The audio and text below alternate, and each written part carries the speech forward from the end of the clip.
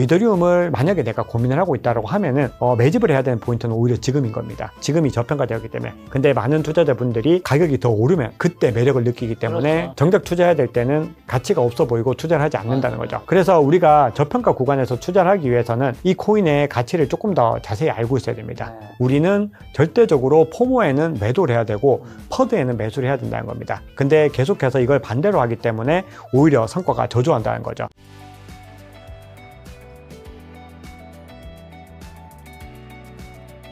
자, 그래도 불구하고 또 언제나 시장은 또 다르게 갈 수도 있습니다, 여러분. 비트코인 가격 올해 더 폭락할 가능성은 없을까? 올해 앞으로 가상화폐 악영향 요인 어떤 것들이 좀 있을 수 있을까요? 충분히 열려있다고 생각을 합니다. 비트코인 가격은 갑작스러운 요인에 의해서 어떻게 움직일지 알 수가 없습니다. 우리가 지금 시장에서 과거 사이클에서 봤을 때 좀 주목하고 있는 것들은 또 중국이 이번에도 한 번 정도 뭔가를 하지 않을까. 2017년에 이 BTC 차이나를 폐쇄했을 때, 그리고 2021년에 채굴장을 폐쇄했을 때, 그럼 이번에는 어떤 것들이 있을까를 계속해서 시장에서는 좀 고민을 하는 거죠. 근데 만약에 원천적으로 이 보유 자체를 금지하게 됐을 때는 시장이 타격을 받을 수 있을 것이다. 이런 이야기들이 나오고 있고요. 그리고 또 하나 시장에서 이제 보는 거는 우리가 계속해서 얘기하고 있는 트럼프의 정책 방향성입니다. 만약에 트럼프 대통령이 우리의 기대와는 완전히 반대되는 행보를 보인다. 그러면 단기적으로 크게 하락할 수 있죠. 다만 그럼에도 전체적인 기조 자체가 굉장히 이 비트코인의 우호적인 방향성을 가지고 있고, 그리고 이런 부분들이 중장기적으로 계속해서 시장에 영향을 미칠까, 이런 것들은 좀 판단을 해야 됩니다. 결론을 말씀드리면 현재 시점에서는 어떤 블랙스완 이슈들이 갑자기 튀어나올지는 알 수가 없다. 다만 그럼에도 충분히 나타날 수 있고 언제든지 비트코인 가격이 큰 폭으로 하락할 수 있기 때문에 우리는 투자 전략상으로 대응 전략에서 늘 저평가 구간에 있을 때만 비트코인을 매집하는 것이 좋습니다. 작가님, 비트코인 자산을 이렇게 좋게 보는 이유가 있을 거잖아요. 그 키워드를 한 몇 개 정도 한번 정리해 볼까요? 뭐 어떤 것들 때문에 비트코인을 엄청 좋게 보시는 걸까요? 저는 비트코인의 다면적인 자산의 어떤 속성이라고 앞서 말씀을 드렸습니다. 비트코인이 가지고 있는 속성 자체가 계속해서 시장의 어떤 변화에 대해서 유연하게 대응을 할 수 있는 겁니다. 가령 우리가 2023년도 한번 떠올려 보면은 시장에서는 이 비트코인이 다 망할 거다라고 얘기를 했었습니다. 맞아. 중소은행이 파산했을 때, 왜냐하면 2022년도에도 한번 뭐 반등을 했지만 그때도 사실은 속 시원한 반등이 일어나지 않았고, 그리고 이전 대세 상승장 최고점까지도 돌파하고 내려가면서 시장에 암울한 기운들이 되게 많았죠. 그런데 그 당시에 중소은행 파산 사태가 일어났을 때 오히려 비트코인은 정체성을 리스크 해지 자산으로 바꾸면서 반등에 성공을 했습니다. 근데 그 부분에서 중요하게 봤던 게 뭐냐면 바로 사이클입니다. 사이클이 명확하다는 거죠. 결국은 비트코인은 어떤 자산이냐면은 갈 때가 되면은 가는 자산입니다. 그러니까 우리가 투자의 관점에서 봤을 때 가장 매력적으로 그 부분을 활용할 수 있다는 부분들이 있죠. 즉 두 가지로 정리를 했을 때 다면적인 자산이면서 그걸 활용할 수 있다는 부분들이 있고요. 그리고 세 번째는 이런 속성들 때문에 앞으로 비트코인은 계속해서 오랫동안 꾸준히 상승할 가능성이 높다라고 본 겁니다. 근데 그런 어떤 기대에 더 믿음을 준 거는 현재 미국 정부의 스탠스들이죠. 결국은 이것들을 계속해서 국가적인 차원까지 가져갔을 때 더 많은 상승이 나올 수 있다는 겁니다. 그럼 여기서 그것 말고 더 없냐라고 생각을 해보면은 우리가 오랫동안 투자해온 투자자들은 많이 느낄 텐데 계속해서 비트코인에 대한 의심들이 나오고 과연 이것이 이루어질까, 이런 의구심들이 계속 있었거든요. 근데 지금 시점에서 보면은 그것들이 다 이루어졌는지 안 이루어졌는지를 돌이켜보면은 대부분 이루어졌다는 거죠. 그만큼 우리가 생각했던 이 내러티브들이 가장 정확하게 구현이 되고 있는 자산들은 가장 비트코인이 안정적이다. 그리고 또 중요한 부분들은 결국은 이 화폐라고 하는 것들과 이 자산이라고 하는 것들이 새로운 어떤 도구로서, 그리고 새로운 어떤 영역들을 개척하게 될 텐데 지금 시장에서 온체인이라고 하는 새로운 세상을 또 만들어낸 거죠. 과거의 어떤 자산들과 과거의 어떤 화폐들과 이런 것들을 더 새롭게 가공해서 더 많은 가치를 부양할 수 있는 또 세상들이 만들어졌다고도 볼 수 있습니다. 그런 관점에서 봤을 때도 이렇게 새롭게 변화하는 어떤 세상의 흐름에서 비트코인보다 더 나은 자산이 존재할 수 있을까 생각을 해보면은 월등하게 좋다는 거죠. 대표적으로 뭐 메타버스 같은 것들도 하나의 예인데 지금은 그 키워드가 다 사라졌죠, 거의. 그런데 결국은 이것들이 용어만 바꿨다 뿐이지 새로운 세상들을 계속해서 앞으로도 만들어낼 겁니다. 그럼 그 세상에서 어떤 자산이 가장 많은 가치를 가지게 될지를 생각해 보면은 비트코인이 가장 월등할 거다라는 겁니다. 그래서 여러 가지 측면에서 이렇게 얘기를 했는데 뭐 설득력이 좀 있었을지 모르겠습니다. 충분히 있습니다. 그 설득력이 또 더해주는 이 또 알트코인 레볼루션이라는 또 책도 이제 출간하셨는데, 그런 작가님은 코인 투자 지금 어떻게 하고 있고 언제 비트코인 파실 생각이세요? 앞으로 계속 안 팔 생각이세요, 그러면? 네, 계속해서 크립토 윈터 지나가는 구간들부터 저도 꾸준히 모아오고 있습니다. 벌써 수년째 계속해서 저가 매수를 하고 있고, 아무래도 이제 저도 이제 모은 이제 물량들이 좀 많이 있다 보니까 지금 현재 시점에서는 이제 투자 구간들을 굉장히 좀 신중하게 바라보고 있죠. 그래서 어떤 구간에서 들어가야 될지에 대해서 더 많은 고민들이 생겼습니다. 이미 평균 단가가 굉장히 낮기 때문에 더 저평가된 구간에서 매집해야 된다는 부분들이 있고, 그리고 이제는 비트코인과 더불어서 알트코인에 더 많은 좀 비중을 실으려고 하는 움직임들을 가지고 가고 있죠. 그러다 보니까 이 알트코인 레볼루션이라고 하는 책을 썼는데, 이런 어떤 과정에서 개인적으로 또 많은 분들에게 또 이런 것들을 전해드리면서 알트코인 투자에 대한 또 여러 가지 가이드들도 같이 좀 공부를 해 나가고 있습니다. 그래서 이 매도 시점 같은 경우는 저는 장기 투자자이기 때문에 이 물량들을 자주 사고 팔고 그렇게는 하지 않는데, 비트코인과 다르게 알트코인은 그래도 매도 구간들이 조금 상대적으로 또 빈도가 잦을 수 있죠. 빈도가 실제로 잦은데 그 부분들을 이제 좀 우리 구독자님들께 설명을 좀 드리고 싶은데, 비트코인 같은 경우는 개인 투자자들은 그냥 지금 매집해서 계속해서 모아나가서 대세 상승장이 끝나는 시점에 한번 털고 나가는 게 가장 좋다고 생각을 합니다. 그러면 대세 상승장 끝나는 시점이 언제인가요? 요 궁금증들이 생길 텐데, 그거는 지금 현재 시점에서 정해진 미래는 아닙니다. 다만 지금 구간에서 응축을 한번 마치고 나서 크게 상승을 하면은 그때는 한 번 정도 탈출해야 되는 시기다라고 개인적으로 보고 있습니다. 왜냐하면은 아까 처음에 시작할 때 보여드렸지만 비트코인은 응축 구간을 많이 거치고 나서 그 다음에 한번 크게 쏘고 나서 또 응축 구간을 거치면서 조정을 받게 되죠. 그러면은 한번 크게 쏘고 나면은 대세 상승장이기 때문에 낙폭을 더 크게 하고 내려갈 가능성도 염두에 둬야 됩니다. 그렇기 때문에 이 구간들에서 한 번 정도 크게 반등하면은 그래도 일정 부분 익절하시는 것이 좋다라고 생각을 하고요. 남은 물량들을 가지고서 남은 구간들을 더 활용을 하셔야 됩니다. 그래서 그걸 볼 수 있는 시그널들은 책에도 많이 소개해 드렸는데, 온체인 지표라든지 본인이 보유했던 기간들, 목표 수익률, 그리고 본인이 가지고 있는 로스컷 같은 그런 여러 가지 기준들을 적용을 해가지고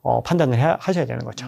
그럼 만약에 지금 한 1억 원 정도 목돈 있는 분들은 좀 어떻게 투자하면 좋을까요? 자, 1억 원 정도 가지고 계시는 분들은 사실은 투자 시기라든지 본인이 가지고 있는 현재 비트코인 보유량 이런 것들 따라 좀 많이 달라지긴 합니다. 그래서 저도 저희 채널에 이 초대 손님 모시면은 이 질문을 하면 가장 어렵다 이렇게 대답을 해주시는데, 그 이유가 아무래도 투자자들마다 좀 차이가 있기 때문에 그렇습니다. 그런데 이걸 조금 단순화해서 생각을 해보면은, 내가 만약에 이번 대세 상승장 남은 구간에서 뭔가 좀 퍼포먼스를 얻고 싶다라고 했을 때는 지금이 좀 기회가 될 수 있다고 생각을 합니다. 지금 시점에서 일정 부분 들어가고 만약에 추가적인 조정이 있을 때 물량을 많이 들어가는 전략들도 고민을 하셔야 되는데, 만약에 지금 현재 시점에서 추가적인 조정이 일어나게 되면은 물량이 많지 않으신 분들은 비중 있게 들어가셔야 한다고 생각합니다. 그래서 1억 중에서 거의 50% 정도는 비트코인과 우량한 알트코인을 매집해야 된다고 생각을 하고요. 그 외에 나머지 물량들은 무리해서 너무 다 넣기보다는 시장의 어떤 변동성들을 대비해야 되기 때문에 DCA 전략을 통해서 꾸준히 더 추가적인 매집을 하거나, 아니면 이후에 나타난 바이더딥 전략들, 바이더딥 구간들을 조금 더 기다려보는 것도 괜찮지 않을까 그렇게 생각을 합니다. 저는 또 공부가 안 돼 있으면 그냥 비트코인만, 만약에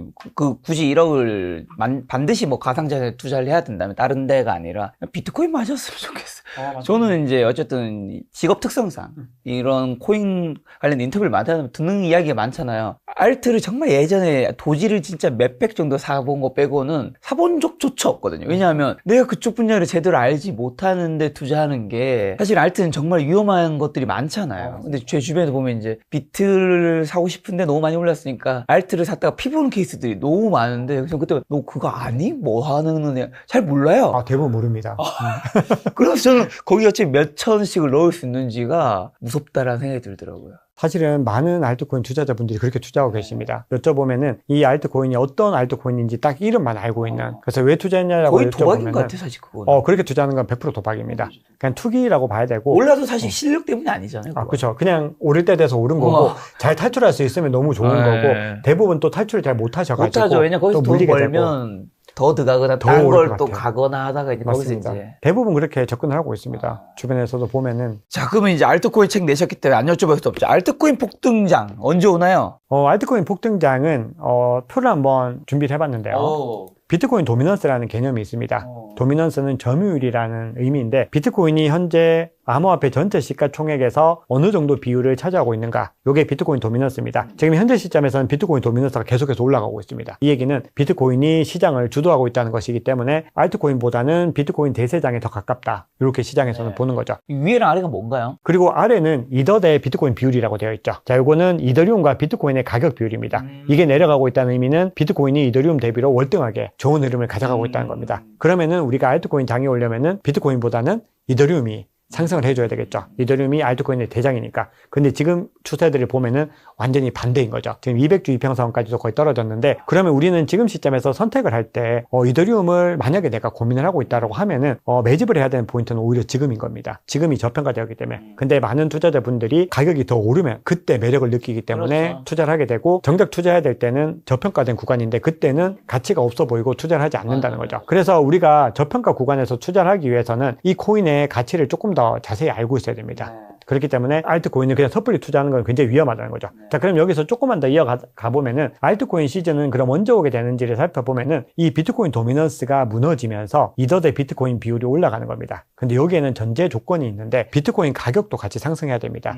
즉 비트코인 가격이 같이 상승하는데 비트코인 도미넌스가 떨어진다는 거는 알트코인, 즉 이더리움을 중심으로 알트코인이 월등하게 올라간다는 거죠. 그때를 우리는 이 알트코인 대세장이다, 이렇게 부르는 겁니다. 자, 그러면 이 책도 내셨으니까 사도 괜찮은 알트코인 좀 뭐가 있어요? 그 부제 아주 자극적입니다. 100배 자산 형성을 위한 알트코인 정보 선택, 매매 타임 자산 배분 전략. 그런 내용들이 많이 들어있습니다. 아, 진짜. 그래서 어떤 좀 실질적으로. 후보군 좀 알려주세요. 네, 우선 후보군을 말씀드리기 전에 중요한 거, 이 알트코인 투자할 때 중요한 거를 좀 말씀을 드릴 텐데, 기본적으로 이 알트코인도 내재 가치가 없다라고 하시는 분들이 있는데, 알트코인은 내재 가치가 있습니다. 왜냐면 알트코인은 이더리움 같은 그런 프로젝트들, 솔라나 같은 프로젝트들, 메인넷 프로젝트들은 다 이 메인넷에서 수수료 수익이 발생합니다. 그래서 수수료 매출과 수익을 통해서 이 내재 가치를 산출할 수 있고 재무제표로도 만들 수가 있기 때문에, 우리는 기본적으로 알트코인 투자할 때는 재무제표가 굉장히 탄탄한, 그러니까 펀더멘털이 탄탄한 코인을 선택해야 됩니다. 그래서 그런 관점에서 펀더멘털이 비교적 탄탄한 코인을 갖다 선택을 하자라고 했을 때는 이더리움과 솔라나를 드는 게 가장 합리적이죠. 그리고 최근에 떠오르는 프로젝트들 중에서는 수이 같은 프로젝트들, 이런 프로젝트들이 펀더멘털의 측면에서는 좀 탄탄하다, 이렇게 볼 수 있습니다. 수이라는 게 알트코인 이름이에요? 맞습니다. 아, 처음 들어봤어요. 네. 그리고 이제 그 다음으로 봐야 되는 게 내러티브입니다. 내러티브는 아직까지 숫자로 검증은 안 됐는데 얘는 뭔가 될 것 같다라는 어떤 트렌드에 맞는 그런 것들을 의미하는데, 지금 현재 시점에서 내러티브를 주도하고 있는 가장 중요한 테마는 미국입니다. 미국에 기반을 둔 알트코인들이 계속해서 성장하고 있고, 더불어서 트럼프 이 이슈들이 있죠. 만약에 내러티브성 코인을 고른다라고 했을 때는 트럼프와 미국 이 두 가지의 중첩점들을 한번 살펴보시면은 굉장히 많이 도움이 되죠. 그래서 미국발 코인에서 대표적인 프로젝트들은 이 XRP 같은 프로젝트가 있습니다. 그리고 솔라나도 포함이 되고요. 그리고 이 트럼프 이슈에서 중요한 프로젝트는 월드 리버티 파이낸셜에서 보유하고 있는 프로젝트인데, 거기서 많이 회자가 되고 있는 프로젝트는 최근에 이더리움을 계속 매수를 하고 있고, 이 온도 파이낸스라고 하는 RWA 프로젝트도 있습니다. 그래서 이런 여러 가지 프로젝트들이 있는데, 제가 좀 말씀을 드렸지만 이 알트코인 얘기는 좀 조심스럽습니다. 아무래도 소액만 하셔야 된다는 거. 이 포트폴리오 전략을 통해서 소액만 투자하셔야 된다는 거 반드시 말씀을 드리고, 또 투자하시기 전에 제 말을 그냥 신뢰하시면 절대 안 되고 혼자 한번 스스로 공부해 보셔야 됩니다. 그래서 정말 이 코인 펀더멘털 좋다 그랬는데 펀더멘털 좋은지, 그리고 지금 현재 어떤 거래 추이들은 어떻게 되는지, 고래들은 매집하고 있는지, 이런 것들을 여러 가지 살펴보셔가지고 같이 종합적으로 판단해 보셔야 됩니다. 오늘 긴 이야기, 많은 좋은 이야기 해주셨는데, 그러면 올해 비트코인 투자 포인트가 눈여겨야 될 변수 한번 좀 찝어주신다면? 네, 올해는 가장 중요한 것은 그래도 사이클이라고 생각을 합니다. 네. 사이클의 관점에서 접근하시는 게 좋고요. 자, 이 장표 마지막으로 하나 보여드리면은, 우리가 이 사이클이라고 하는 걸 중요하게 보는 이유는 실제로 2013년 이후부터 계속해서 사이클에 부합되는 움직임들을 가져갔기 때문입니다. 이게 바로 분기입니다. 1분기부터 4분기까지의 실적 성적인데, 자, 한번 보시면은 우리가 1분기죠, 현재. 1분기 현재 4.41%인데 과거 흐름들 한번 살펴보면은 2017년 대세 상승장 이후로는 대부분 녹색이 많이 들어와 있죠. 그만큼 1분기가 비트코인은 늘 좀 좋았다는 겁니다. 그런데 여기서 또 봐야 되는 거는 반대로 빨간색으로 표시된 부분들이 있는데, 이거는 왜 그러냐? 이때가 바로 이 크립토 윈터 구간으로 접어들었던 때입니다. 즉 크립토 윈터 구간 진입했을 때 제외하면은 거의 대부분 좋았고, 2020년도에 코로나 사태가 발생했을 때 제외한 이 세 가지를 제외하고 늘 좋았다는 게 첫 번째입니다. 즉 사이클의 관점에서 봤을 때 1분기가 지금 아직까지는 4.41%로 좀 주춤하지만 그럼에도 아직까지 희망이 남아있다, 이게 첫 번째고요. 두 번째는 만약에 1분기가 우리 기대치만큼 안 되면 어떻게 할까? 그러면은 그 다음 2분기를 보셔야 되는데, 1분기가 기대에 못 미쳤을 땐 2분기가 월등하게 좋았습니다. 보시죠. 8.74인데 159%이죠. 그런데 1분기가 좋으면 대부분 2분기가 별로 안 좋았습니다. 그러니까 우리가 과거의 흐름들을 한번 살펴봤을 때 기본적으로 상반기에 스코어들이 좋았는데, 특히 1분기가 좋았고 1분기가 기대에 못 미치면 2분기가 좋았다는 네. 것이 사이클의 흐름인 겁니다. 그러면은 이 사이클을 100% 맹신해도 될까요? 라고 하면 그렇지 않습니다. 그렇지 않지만 지금까지 수년간의 흐름들에서 검증된 것들은 그래도 가능성이 상당히 높다는 것이고, 지금까지의 흐름들을 살펴보면은 사이클의 관점을 그대로 가져가고 있다는 거죠. 두 번째로 중요한 것은 결국은 트럼프의 규제 이슈가 어떻게 해결될 것인지에 대한 부분들을 살펴보시는 겁니다. 그래서 그 부분들 한번 보셔야 되고요. 마지막 세 번째는 결국 궁극적으로 거시경제 이슈들이 해결이 돼야 되죠. 유동성에 의해서 장세가 부양이 돼야 되는데, 결국 이 트럼프라고 하는 인물이 굉장히 자산 가격이나 아니면 이 암호화폐 시장에 굉장히 관심이 많은 사람입니다. 계속해서 연준을 지금 압박을 하면서 빨리 금리 내려라 이렇게 얘기를 하고 있는데, 이런 어떤 시도들이 중장기적으로는 설득력을 얻지 않을까 생각을 하고 있습니다. 물론 이것들은 거시경제 환경이 맞춰져야 되지만 결국은 중장기적인 관점에서 비트코인의 상승 관점은 변함이 없다. 이렇게 마지막으로 정리를 드리고 싶습니다. 저도 이제 비트코인을 한 1, 2년 전부터 투자하면서 느낀 이제 왜 코인을 투자해야 되는지를 한번 제가 정리한 걸 이제 제가 전문가 작가님에게 여쭤보면, 어쨌든 비트코인은 다른 자산 대비 가장 더 수요와 공급이 거의 모든 걸 좀 결정한다고 좀 볼 수 있잖아요. 그 측면에서 저는 한 7가지가 있는데, 첫 번째는 당연히 이제 주인이 없다라는 거. 주인이 없기 때문에 더 발행할 수가 없는 거죠. 사실 한국 주식이 코스피가 못 올라간 이유 중 하나가 기업이 못 성장한 것도 좀 있겠지만 계속 상장을 해버리니까. 계속 상장하는데 돈들이 당연히 여기로도 흩어질 테니까 지수 자체가 못 올라가는 부분도 있는데, 이건 주인이 없으니까 더 발행될 수가 없다라는 거. 이어지는 두 번째가 당연히 이제 거기서 2100만 개라는 발행량이 제한돼 있고, 거기다가 앞으로 이제 이미 1900만 개 이상이 나온 거잖아요. 지금 94% 이상이 유통이 되고 있습니다. 그리고 이제 반감기로 인해서 앞으로 또 개수는 줄어들 수밖에 없다라는 거. 그다음 세 번째가, 예전엔 개인이라든가 그 개인이 이제 많이 가지고 있는 큰 고래들 위주의 밖에 없었다면, 이제 기관이 이제 ETF가 들어왔기 때문에 어쨌든 기관이 있고, 플러스로 이제 국가 단위의 이제 어떻게 보면 네 번째 연계된 게 트럼프 시대 말씀하신 국가별 포모 현상이 일어날 확률이 있다라는 거고, 다섯 번째가 당연히 많은 분들 알고 계신 뭐 국가별 이동이 뭐 자유롭다, 뭐 어쨌든 뭐 지정학적 리스크에 들고 갈 수, 사실 금을 두고 갔을 때 이런 얘기 하는데, 제 생각에 금은 절대 두고 갈 수 없습니다, 여러분. 왜냐하면 일단 너무 무거울 거고요. 그다음 플러스로 금을 두고 간다는 거는 내가 표적이 될 확률이 없습니다. 언제 그 무거운 금을 두고 가다 일단 이동도 힘들 거고, 당연히 그 공항 검색 때 다 잡힐 거고요. 사실 생각해보면 되게 들고 갈 수 없다는 걸 알게 될 겁니다. 그리고 내가 있으면 주변 날 죽이려고 하지 않을까. 여섯 번째가, 어쨌든 이제는 디지털 시대니까 디지털에 맞는 새로운 자산도 필요하지 않을까고. 사실 근데 저는 이 6가지까지는 별로 투자를 안 했을 것 같아요. 마지막이 제가 투자를 결정하게 된 계기인데, 이게 예전에는 사람들이 어쨌든 우리가 근로와 사업, 대부분 이 두 가지로 돈을 버는 거잖아요. 여기서 돈을 번 게 우리의 자산이 되는 거고, 자산은 어쨌든 우리가 파킹하는 수단이 그게 재테크인 건데, 가장 안전적으로 하는 거는 예금이 있는 거고, 그 다음에 주식, 부동산, 가장 대표적이죠. 그 다음에 달러, 그 다음에 금, 그 다음에 채권. 한 6가지가 일반 사람들이 할 수 있는 거의 모든 거였던 것 같아요. 이 6가지가 당연히 떨어질 수도 있고 오를 수도 있고 이런 것도 다 있죠. 근데 어쨌든 사람들이 기본적으로 이 카테고리 자체가 사라질 거라는 생각은 없단 말이죠. 그거에 대한 신뢰가 있는 거죠. 근데 거기에 어쨌든 7번째 코인이 들어왔다라는 게, 지난 수십 년간에 이 6번째 외에는 들어온 적이 없었거든요. 근데 코인이 어쨌든 이제는 다른 코인은 몰라도 비트는 그 신뢰에 이제 범주 안에 들어왔잖아요. 여기까지도 그렇지만 그 다음 앞으로 수십 년간 여기에 따로 새로운 카테고리 8번째 뭐가 들어올 수 있을까에 저는 사실 못 들어올 것 같아요. 이게 사실 비트코인이라는 게 뭐 자산이 올라서 그런 것도 있겠지만, 이 사람들에게 어쨌든 다단계적인 그런 느낌도 있잖아요. 네트워크 그런적인 게. 근데 이게 어쨌든 살아남았다라서 이제 나온 지 한 10년, 20년밖에 안 됐잖아요. 20년이 안 됐는데. 그만큼 불신도 많았는데 신뢰받는 자산이 되었다라는 게, 와, 앞으로 이런 자산이 생길 수 있을까? 저는 사실은 제가 죽을 때까지 없을 수도 있다 생각하거든요. 너무 좋은 말씀인데요. 전 마지막 때문에 저는 투자를 했고, 비트코인 투자를 반대하시는 분도 반대하는 이유도 사실 이런 것들이 되게 많을 거예요. 여기 키워드들이 되게 많을 거라서, 결국 저는 그때마다 느끼는 거, 그래서 이게 투자라는 건 사실 삼성전자가 오르는 것도 갖다 붙일 수 있는 뉴스 너무 많죠. 떨어진 것도 갖다 붙이는 뉴스 너무 많아요. 이게 다 맞는 얘기들이라서 투자의 책임은 결국 개인의 몫이라는 게 결국 거기서 나오는 말이 아닐까라고 생각하는데, 저는 이렇게 7가지 생각하는데 어떻게 생각하시나요? 굉장히 정말 동감할 수밖에 없는 말씀이고, 네. 굉장히 코인에 대해서 많이 고민하셨다는 생각을 많은 했고, 공부했습니다. 네, 그리고 사실은 이제 마지막 그 말씀드리면서 우리 유진 파머 교수님 네. 얘기를 하면서 했던 맥락과 거의 일맥상통하는 거죠. 결국은 이 자산은 영으로 떨어지지 않을 것이다라는 부분들, 완전히 새로운 자산으로서 이 자산군 자체를 완전히 바꿔버렸다라는 부분들이 있는 거고, 그리고 덧붙여서 또 생각이 나는 부분들은 그렇기 때문에 사실 모든 분들이 투자하기엔 좀 어려운 자산이라고 그렇죠. 생각합니다. 그래서 굳이 너무 이 스트레스들이 감당해내기 어렵고 믿음이 안 가는데 이 자산을 무리하게 투자하기보다는 투자하시기 전에 공부를 좀 많이 해보시면 너무 좋을 것 같습니다. 근데 이게 진짜 매력적인 게 공부를 하면 할수록 더 사고 싶어지지 않나요? 맞습니다. 공부를 할수록 더. 근데 더 사면 안 될 것 같습니다. 이미 비중이 좀 많이 꽤 커졌기 때문에 잠을 못 자겠더라고요. 물론 저는 사실은 정확하게는 그 자산 다 없어져도 제 삶에 굉장히 힘들겠죠.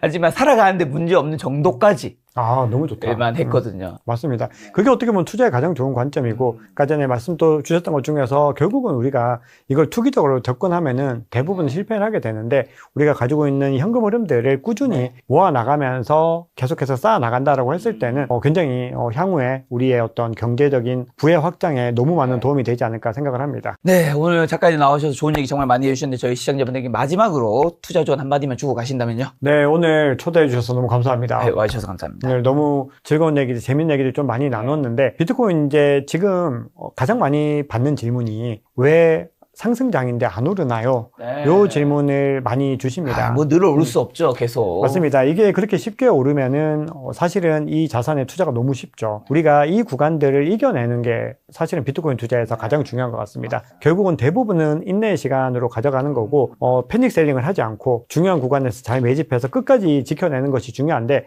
그게 너무 어렵습니다. 그래서 너무 제가 이 사진을 보여드리려고 했었는데, 이렇게 1년 동안 말도 안 되는 움직임을 보여주면서 올라갔다는 거죠. 근데 누군가는 대략 뭐 이 정도에서 판매하고, 누군가는 여기서 매도하고, 누군가는 여기서 매도를 하셨을 겁니다. 근데 결국 이렇게 매도를 하면은 그 손실들은 본인들이 다 가져가는 거죠. 근데 여기서 그냥 계속해서 버텼다라고 하면 어떻게 될까요? 여기에 와 있다는 거죠. 그래서 마지막으로 여러 가지 말씀을 많이 드렸기 때문에 이 암호화폐 투자에서 가장 필요한 어떤 자세 하나만 말씀드리면은, 만약에 내가 이 구간에서 하락이 짙어지고 어떤 걸 해야 될지 모르겠다. 그렇게 했을 때 어떻게 대응하시면 되는지 명확하게 좀 알려드리겠습니다. 아무것도 안 하시고 그냥 가만히 계시면 됩니다. 그래서 암호화폐 투자에서는 이런 이야기가 있습니다. 만약에 모르겠으면 그냥 가만히 있는 것이 낫고, 괜히 어떤 등락에 일희일비해가지고 움직이면은 가만히 있는 것보다 훨씬 더 손실을 본다는 거거든요. 맞아요. 진짜 맞는 말씀이에요. 그래서 우리는 지금 필요한 것은 비트코인을 투자를 했기 때문에 믿음을 가지고 꾸준히 지켜내는 것, 여기에 집중을 하시는 것이 좋습니다. 그래서 결국은 또 때가 되면은 제가 또 여러 가지 시그널들을 통해서 과열 구간에 들어왔다라는 것들을 말씀을 드릴 테니까,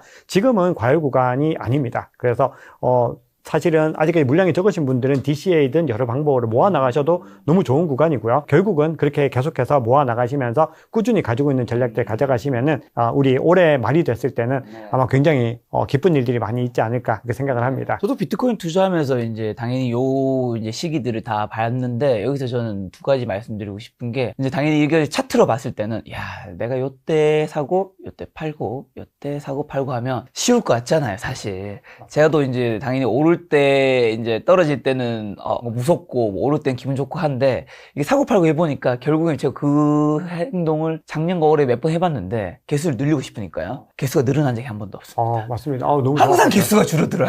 항상 줄어들어요. 왜냐하면 떨어질 때는 공포에 팔고 싶어서 저점에 내가 팔아버리는데, 오를 때는 내가 또 사고 싶으니까, 그러니까 개수가, 나는 싼값에 팔고 비쌀 때 사버리니까, 이게 사람들이 이제 뭐 이평선을 떠나 팔고 이렇게 하라는데, 차라리 안 사든가 아니면 샀으면 기다리든가, 그게 낫지. 이게 그렇게 단순하게 쉽게 되지 않는구나. 맞습니다. 이게 여러 가지 도구들을 활용해도 실수하는 경우들이 많고, 그냥 이 정도에서 이렇게 하면 되겠지라고 생각하면은 거의 99% 실패한다라고 보시면 되죠. 비트코인을 부자가 되신 분도 있잖아요. 근데 사실 많은 분들이 그걸 좀 폄하하거나 안 좋게 생각할 수 있잖아요. 왜냐면 지나치게 많이 올랐기 때문에, 또 개인의 노력 대비 사실 너무 큰 돈을 번 부분도 있을 테니까. 근데 제가 투자해보고 느낀 거는, 이때 만약에 사는 분이 이때 이제 가지고 있는 게 그렇게 쉽지 않습니다.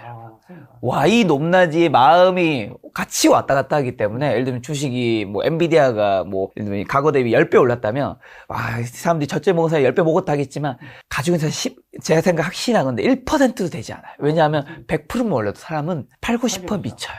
왜냐면 수익을 확정시키고 싶거든. 그러니까 비트코인이 처음에 태어났을 때부터 말도 안 되는 상승률을 기록을 했지만 그거를 처음부터 그냥 다 가져간 사람은 깜빡하고 있었던 분들. 그렇죠. 그러니까 내가 투자한 걸 몰랐다가 나중에 봤더니 이렇게 됐다. 이런 경우 말고는 거의 없다고 봐야 되는 거죠. 근데 저도 추가적으로 조금 생각나는 게 있어가지고 좀 말씀드릴 부분들이 있는데 네. 좀 추가적으로 좀 말씀드려도 괜찮을까요? 2021년 대세 상승장에서 요건 약간 투자적으로 조금 좀 한번 말씀드리면 좋을 것 같아서 드리는 건데 2021년도에 대세 상승장이 2번을 찍었죠. 그때 보시면은 4월 달에 한 번 찍었었고 11월 달에 한 번 더 터치를 했었는데 우리가 투자의 관점에서 가져갔을 때 온체인 지표라든지 차트의 관점들을 많이 가져가시는 분들이 여기까지 기다렸다 파는 경우가 그렇게 많지 않았습니다. 대부분 언제 팔았냐면 요 구간에서 팔았죠. 왜 그러냐면은 우리가 온체인 시그널이라고 해서 온체인 지표를 통해서 나오는 시그널들을 살펴보면은 우리가 고점 자체가 대부분 여기에 가리키고 있었던 경우가 많습니다. 그렇기 때문에 제가 이번 대세 상승장에서도 이런 구간들이 나타나게 됐을 때를 굉장히 많이 좀 주목을 하고 있는 거죠. 그러니까 만약에 이런 구간들이 나타나게 된다라고 했을 때는 또 너무 과욕을 부리기보다는 일정 부분 익절하는 전략들을 좀 가져가는 것들이 도움이 됩니다. 왜냐하면 그 다음에 패턴들이 어떻게 될지 모르기 때문에 기본적으로 투자에 대한 판단을 할 때는 어떤 기분이나 감정이 아니라 반드시 지표나 어떤 명확한 근거가 있어야 된다는 부분들을 첫 번째로 말씀드리고, 두 번째로 말씀드릴 수 있는 부분은 제가 작년 8월에 시장이 많이 내려갔었는데 그때 무슨 일이 있었냐면은 이 엔캐리 트레이드 정산이라는 용어가 시장에 많이 나오면서 블랙 먼데이라고 하는 용어들이 그날 이제 생겨났었죠. 그때 시장이 많이 폭락했는데 그때 이 비트코인 가격도 정말 많이 폭락을 했습니다. 그때 근데 이제 많은 분들이 그때 패닉 셀링을 하고 나갔을 텐데 제가 그때 같이 공부하고 있는 분들에게 좀 강조드렸던 부분은 그 구간에서 중요한 지표들을 여러 가지가 있지만 두 가지 정도를 말씀을 드리면서 이 구간은 절대 도망가야 되는 시기가 아니라 바이더딥 구간이다라는 부분을 강조를 드렸는데 결국 그 구간에서 반등을 했다라는 거죠. 그럼 결국 이 얘기는 어떤 거냐 하면은 우리는 절대적으로 포모에는 매도를 해야 되고 퍼드에는 매수를 해야 된다는 겁니다. 근데 계속해서 이걸 반대로 하기 때문에 오히려 성과가 저조한다는 거죠. 그래서 만약에 이런 구간들을 정말 정확하게 퍼드에 매수하고 포모에 매도하는 것들을 가져갈 수 있으시다라고 했을 때는 그렇게 철저하게 지키시는 것이 좋고, 만약에 그게 안 되실 때는 특정 구간에서 매집을 하시면은 우리 아까 나눴던 것처럼 그냥 꾸준히 계속해서 보유하면서 존버를 하는 것이 개인 투자자들의 성공 확률을 더 월등하게 높일 수가 있습니다. 알겠습니다. 요즘같이 이제 조정을 겪고 있는 시기에 많은 분들에게 이제 작가님의 말씀이 위로가 되었으면 좋겠다는 생각이 들고요. 또 작가님도 유튜브 채널 하고 계시지 않나요? 홍보하고 가신다면요? 네. 저는 이제 박 작가의 크립토 연구소라고 하는 암호화폐 채널을 운영하고 있습니다. 김 작가 TV 굉장히 또 구독자가 많으신 또 구독자만 많습니다. 채널인데 겸손하십니다. 자, 그래서 우리 또 암호화폐 투자에 대해서 조금 더 매일마다 뭔가 좀 새로운 정보들, 그러니까 시시각각 변하는 이 시장의 어떤 핵심적인 정보들을 좀 먹고 싶으신 구독자님들은 함께 해주시면은 아마 투자에 조금이나마 도움이 될 거다라고 되실 것이라고 생각합니다. 알겠습니다. 다음에도 비트코인에 이슈가 생기면 작가님 모시고 좋은 이야기 한번 들어보도록 하겠습니다. 오늘만의 손님은 박종훈 작가님이었습니다. 지금까지 소중한 시간 함께 해주셔서 정말 감사합니다. 오늘도 김 작가였습니다. 고생 많으셨습니다. 네, 감사합니다.